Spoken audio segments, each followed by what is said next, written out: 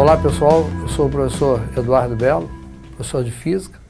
Nós estamos aqui com um bloco de questões de eletricidade, varrendo aqueles principais tópicos aí do nosso concurso do Enem. A questão atual, a questão número 4, aborda um assunto bastante recorrente nessas provas do Enem, que é a questão da economia de energia elétrica. Todos sabemos que hoje há uma demanda, um consumo muito grande de energia elétrica e são necessárias permanentes medidas visando atingir-se a um grau de consumo mais razoável. Porque hoje em dia a necessidade, o consumo de energia elétrica atinge níveis extremamente elevados, causando preocupação aos governantes, principalmente com a questão da geração de energia elétrica. Nós temos no nosso país uma dependência ainda muito grande da água, pois a matriz energética brasileira é principalmente constituída de usinas hidrelétricas e nem sempre tem havido aí um ciclo de chuvas capaz de prover os principais reservatórios da totalidade, né, da nossa necessidade de água para a produção de energia elétrica. Então, medidas que visam a reduzir o consumo de energia são sempre medidas bem-vindas, além de ecologicamente corretas. Então, a questão cita o fato de pessoas procurarem nas suas residências substituir lâmpadas incandescentes, que são consideradas aí as grandes vilãs. As lâmpadas incandescentes têm um aproveitamento muito pequeno, aproximadamente 5% da energia elétrica que chega até elas é que se transforma em energia radiante, luz. Nós temos uma perda muito grande, especialmente sob a forma de calor. Daí, a necessidade de fazermos a substituição dessas incandescentes pelas chamadas lâmpadas fluorescentes. Hoje, a nossa sociedade já dispõe de um tipo de lâmpada mais econômica ainda que as fluorescentes. Não foi citado no problema, mas vale a pena chamarmos a atenção aqui.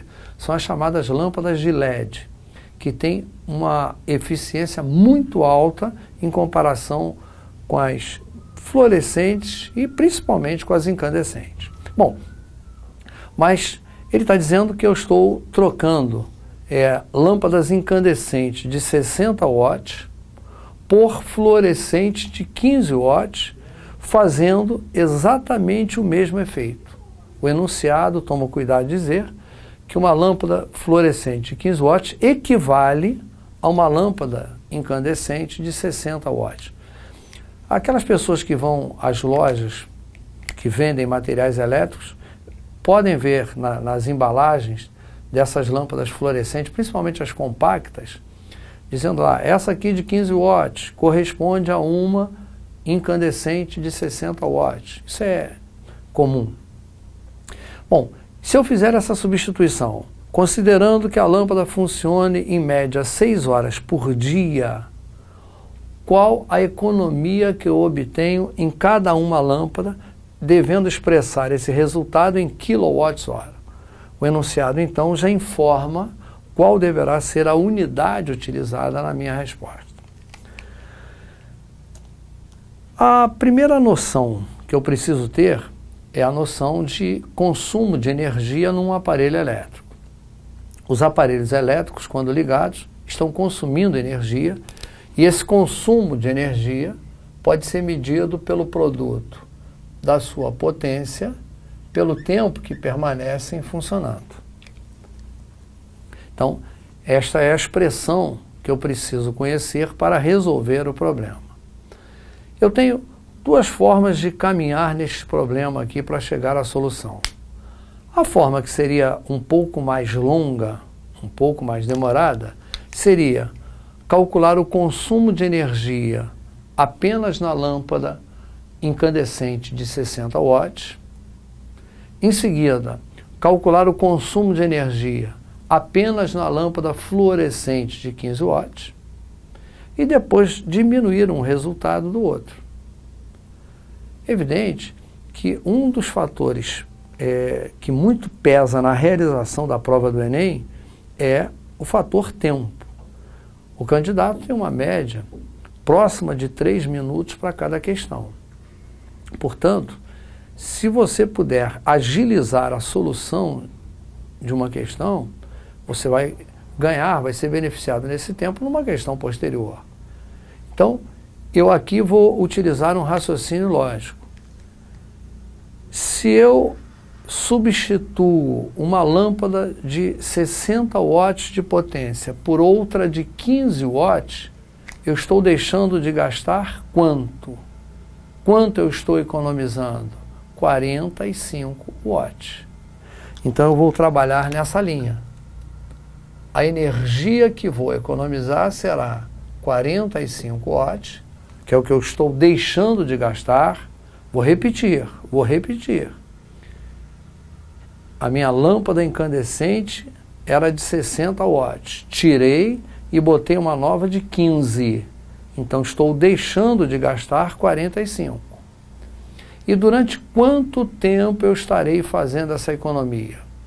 Ele me disse que a lâmpada funciona em média 6 horas por dia e eu quero calcular esse consumo não em um dia, mas em um mês, em 30 dias. Este é, então, o resultado aí, o produto que eu vou precisar realizar. A economia que farei, a energia que deixei de gastar, será 45 multiplicado por 180. Nós vamos fazer essa conta aqui do lado, 180, nós vamos multiplicar por 45 e vamos encontrar 0, 40, 9. 4 vezes 0, 0, 32, 7. 0, 0, 11, 8. Então estamos deixando de gastar 8.100. Vamos pensar aqui nas unidades que nós utilizamos. A potência está expressa em watt, 45 watts. O tempo está expresso em hora. Então deixamos de gastar 8.100 watts-hora. Como o problema determinou que o resultado fosse expresso em quilowatt-hora, eu vou andar então 1, 2, 3 casas. Reparem, a minha vírgula partiu daqui. Eu andei 1, 2, 3 casas. Vou escrever o quê? 8,1 kWh. Essa é a quantidade de energia que deixei de gastar com a substituição. Esta, portanto, é a resposta da questão. Vamos verificar lá no enunciado, onde aparece essa alternativa, 8,1 kWh. Ela aparece aqui na letra B de bola. Então, letra B respondeu aí a nossa questão sobre consumo de energia. Questão relativamente simples de ser respondido e de um assunto que, conforme falei na abertura, é recorrente aí nas provas do Enem. Vamos, portanto, verificar aí a nossa próxima questão. A questão de número 5 vai citar a questão das diferentes espessuras nos fios que são empregados na ligação dos aparelhos elétricos. Você, quando conecta um aparelho elétrico qualquer à tomada, talvez já tenha observado que existem alguns aparelhos que utilizam fios mais finos, fios mais grossos. Evidentemente que essa escolha feita pelo fabricante está associada principalmente à intensidade da corrente elétrica que irá fluir através desses fios. Se um fio é muito fino e por acaso venha a ser percorrido por uma corrente elétrica muito intensa, poderá haver um superaquecimento desse fio e, como consequência, até um problema mais sério, como um incêndio, como diversos acidentes dessa natureza já ocorreram por aí afora. Então, essa é uma preocupação sempre do fabricante, do fornecedor dos equipamentos elétricos, e é citada aqui na questão. Ele diz, por exemplo, o fio usado num aparelho de ar-condicionado para conectá-lo na tomada é muito mais grosso do que o fio utilizado para conectar um aparelho de TV. E ele justifica. Isso porque a resistência elétrica de um fio depende do seu comprimento. Olha lá, o enunciado está destacando. Depende do comprimento, da espessura e do material de que é feito. Ele me diz a seguir, um fio de cobre possui uma resistência R. Outro fio de cobre com o triplo do comprimento e a metade da área da seção transversal terá quanto de resistência? Bem, então nós aí vamos precisar trabalhar com a influência da espessura, do comprimento, na resistência elétrica de um condutor. Eu vou imaginar então ter aqui um fio de cobre. Vamos imaginar que esse é um pedacinho de um fio de cobre que eu ampliei bastante aqui, tá? De maneira que identificaria aqui nesse fio a resistência elétrica dele sendo medida por essa relação ρL sobre A. Ρ é a resistividade, que é uma característica do material, L seria o comprimento do fio e A, isso aqui, ó, a área da seção reta, a espessura do fio.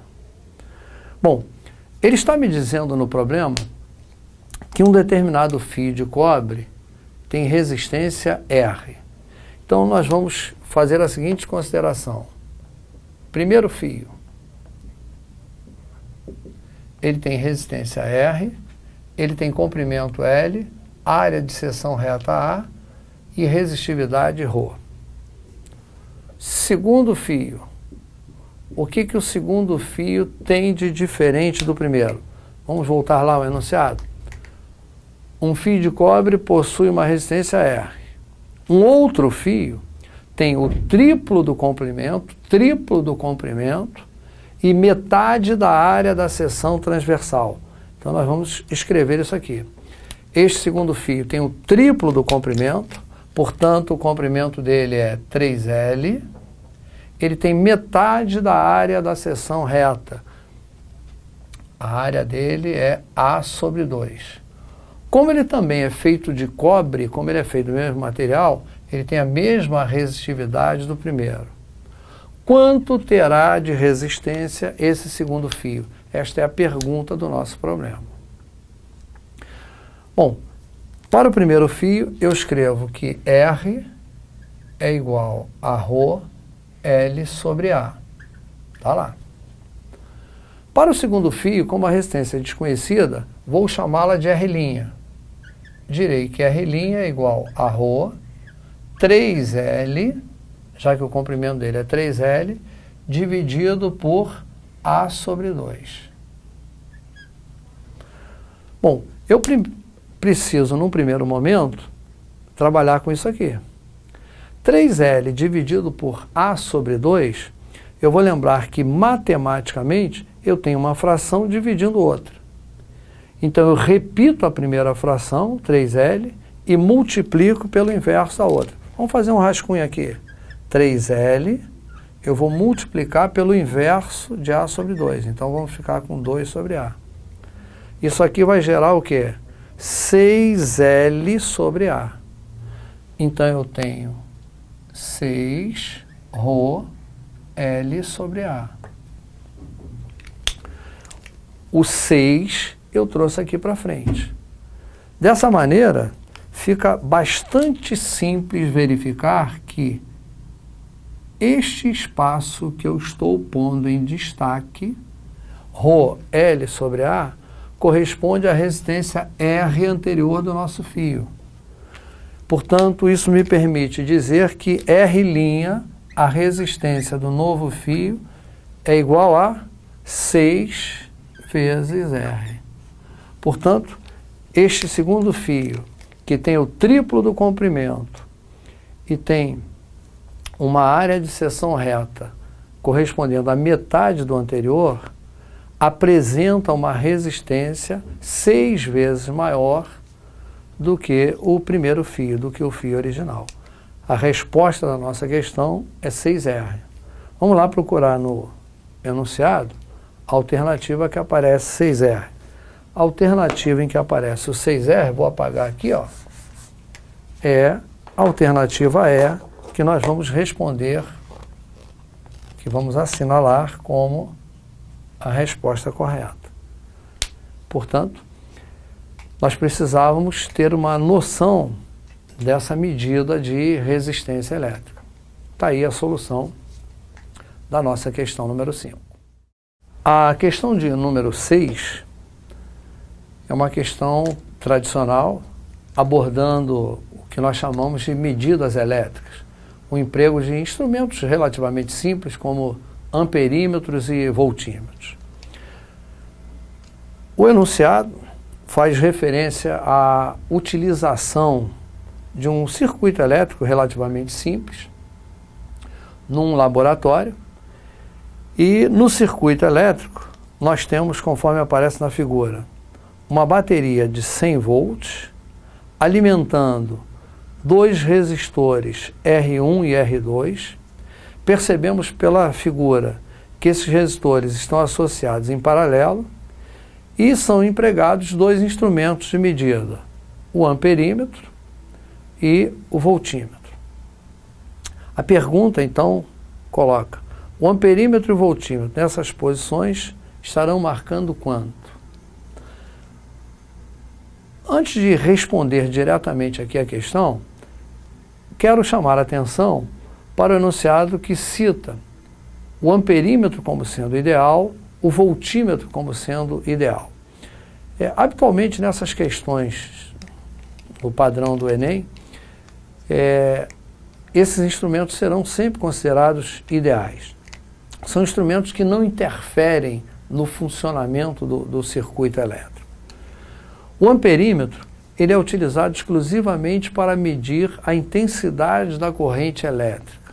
Então ele deve ser colocado de forma tal no circuito que a corrente passe por ele e ele indique esse valor de corrente. Já o voltímetro tem como objetivo medir a DDP, a tensão, a voltagem no trecho em que ele foi ligado.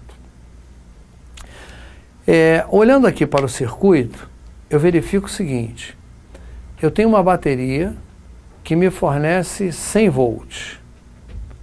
Eu tenho dois resistores ligados em paralelo nesta bateria. Galera, aí é um conceito simples, mas que eu não posso esquecer de jeito nenhum. Aparelhos ligados em paralelo operam sob a mesma tensão, sob a mesma voltagem. Aparelhos em paralelo operam com a mesma tensão, com a mesma voltagem. Isso eu não me canso de repetir, você tem que saber, não pode ir para a prova com essa dúvida. Aparelhos em paralelo operam com tensões iguais. O R1 e o R2 estão associados em paralelo, as tensões são iguais. O R1 recebe 100 volts da bateria, o R2 recebe 100 volts da bateria. Como o voltímetro foi ligado nos terminais de R2, reparem, um dos fios do voltímetro está nesse nó, o outro fio está aqui. Ele está medindo a tensão no aparelho R2. Esse aparelho R2, assim como o aparelho R1, ambos recebem a mesma tensão da bateria, ambos recebem 100 volts. Então o amperímetro, o nosso amperímetro, acusa nesse momento 100 volts. O voltímetro acusa nesse momento 100 volts. O voltímetro acusa 100 volts. Ele está medindo a tensão nos terminais de R2, que é a mesma tensão nos terminais de R1. E o amperímetro ali colocado? A corrente elétrica flui do terminal positivo para o terminal negativo. O problema nos mostra, a figura nos mostra, que a corrente elétrica após passar pelo amperímetro, neste nó exclusivamente, ela se divide em duas. Vem uma parcela de 10 amperes por esse caminho e uma parcela de 2 amperes por lá. Evidentemente que 10 e 2 vão juntar nesse ponto e vai retornar aqui os mesmos 12 amperes que saíram lá por cima. Portanto, o amperímetro está marcando nesse momento 12 amperes. Olhando então para a figura que nos foi dada na questão, nós temos ali prontinha a resposta. O amperímetro marca 12 amperes e o voltímetro marca 100 volts. 12 amperes e 100 volts aparece aqui, ó, na alternativa C.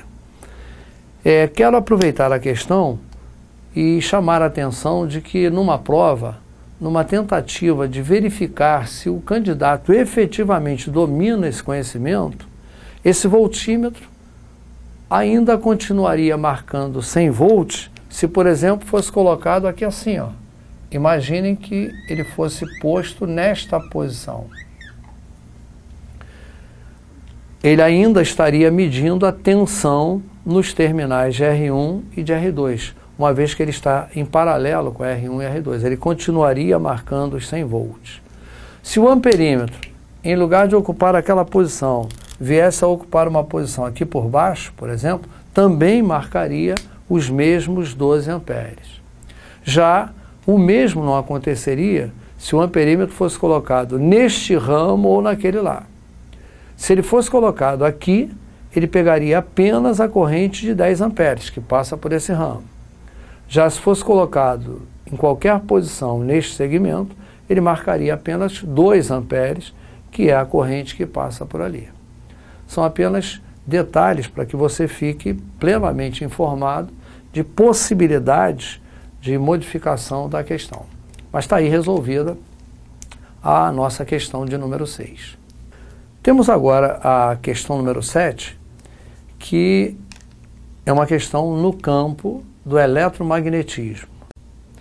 A questão propriamente é uma questão relativamente simples, mas que traz uma abordagem teórica relativamente extensa, mas que vou procurar simplificar aqui para que você possa compreender e responder com segurança a essa e questões que abordem a mesma temática.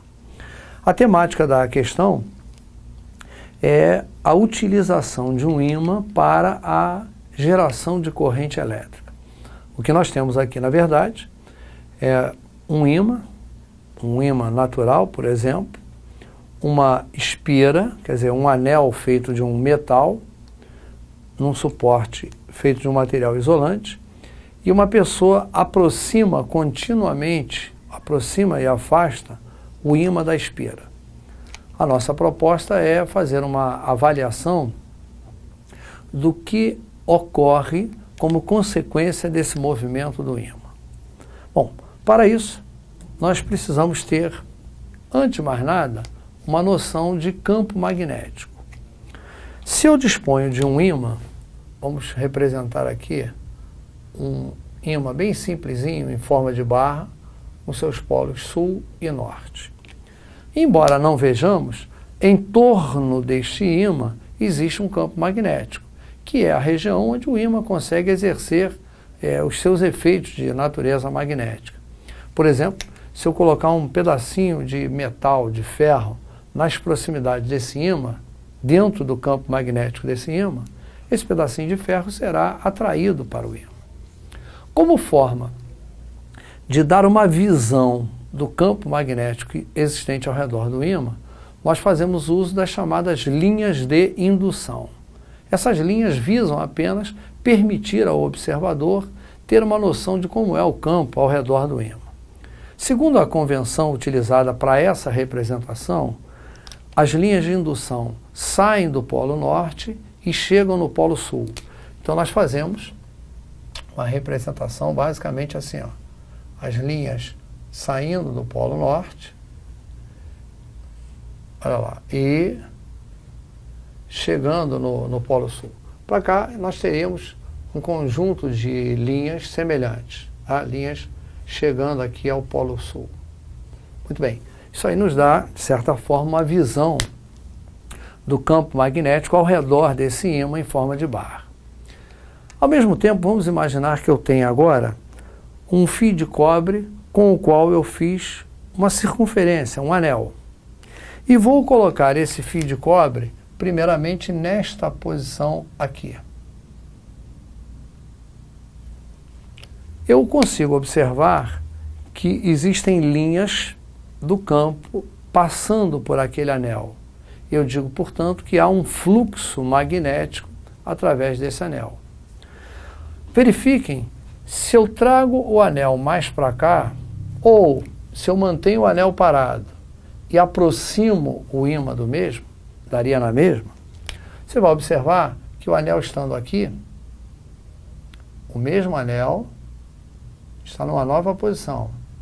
Eu agora tenho um fluxo magnético, um número de linhas atravessando esse anel maior do que o anterior. Se eu aproximar mais ainda esse anel, vou observar um fluxo ainda maior. Portanto, à medida que o anel vem sendo aproximado do ímã, há um fluxo magnético através desse anel cada vez maior, um número de linhas cada vez maior atravessando esse anel. Portanto, daquela primeira posição até esta última posição, houve uma significativa variação no fluxo magnético. O fluxo aqui era pequeno, aumentou mais ainda. E o que se observa na prática é que toda vez que ocorre variação no fluxo magnético, numa espira mergulhada num campo magnético, elétrons livres presentes nessa espira, lembrem-se que eu falei que era um fio de cobre. O fio de cobre é um bom condutor de eletricidade. E o que caracteriza o bom condutor é o fato de haver muitos elétrons livres no seu interior, elétrons se movendo desordenadamente no seu interior. Então eu tenho muitos elétrons livres nessa espira. No que eu aproximo a espira do ímã, há uma variação do fluxo magnético através da mesma, e esta variação de fluxo magnético é suficiente para induzir um movimento ordenado desses elétrons livres através da espira. E por movimento ordenado eu entendo corrente elétrica. Então, ao aproximar a espira do ímã, eu tenho corrente elétrica induzida num determinado sentido nessa espira. Quando afasto a espira do ímã, eu passo a ter esses elétrons movendo-se em sentido oposto ao original. Portanto, quando há um crescimento no fluxo magnético através da espira, os elétrons fluem num sentido. Quando há um decréscimo no fluxo magnético dessa espira, os elétrons fluem em sentido oposto. Portanto, se ficarmos aproximando e afastando a espira do ímã, nós vamos gerar corrente elétrica que vai fluir ora num, ora no outro sentido, ora num, ora no outro. Daí, empregarmos o termo corrente alternada, já que ela fica alternando o sentido da corrente elétrica, o seu sentido de movimentação. É indiferente mover a espira, manter o ímã parado, ou manter a espira parada e mover o ímã, que foi a situação apresentada na nossa questão. Na nossa questão, eu tenho um anel num suporte isolante e um ímã é aproximado e em seguida afastado do anel. No que eu aproximo o ímã do anel, não importa que polo, eu tenho um aumento do fluxo magnético através do anel. Eu tenho corrente elétrica fluindo num sentido. Quando eu afasto o ímã do anel, eu tenho uma redução no fluxo magnético através desse anel. Como consequência, eu tenho corrente fluindo em sentido oposto. Portanto, esse movimento de aproximação e afastamento do ímã em relação ao anel provoca o quê? O surgimento de uma corrente alternada no anel, que aparece aqui na nossa alternativa B. o movimento do ímã, aproximando e afastando o anel, produz uma corrente alternada no anel. Resposta correta, portanto, na alternativa B. Está aí a nossa questão. Nós encerramos aí esse bloco. Esperamos que vocês tenham aproveitado. São temas, conforme tenho dito aqui, bastante fortes nas provas do Enem. E vamos trabalhar aí no sentido sempre de aprimorar, de aperfeiçoar a sua preparação para essas provas. Um abraço e até o nosso próximo bloco.